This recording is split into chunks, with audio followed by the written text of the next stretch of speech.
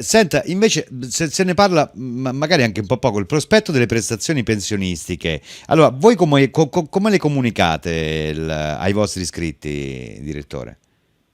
In effetti questo qui è un periodo in cui stiamo martellando i Eh, nostri iscritti con una comunicazione dietro l'altra. Non odiateci per favore, è proprio per tanto per rispettare la normativa, ma anche per mettere tutti nelle condizioni di presidiare con accuratezza la propria posizione individuale. Allora, il cosiddetto prospetto delle prestazioni pensionistiche lo potremmo chiamare in maniera gergale, impropria, l'estratto conto annuo che mm, fotografa la situazione del fondo pensione al 31 di dicembre dell'anno precedente. ok. Un documento nel quale ciascun iscritto può trovare le contribuzioni versate, i rendimenti maturati, i costi, la composizione anche del comparto in termini di azioni, obbligazioni, oppure anche la composizione, se uno ha scelto, che ne so, il multiprodotto, la composizione fra comparti, il simulatore della pensione che potrebbe uscire in ragione dei versamenti effettuati, le somme versate come premio e così via. Ecco, diciamo che questo documento consente anche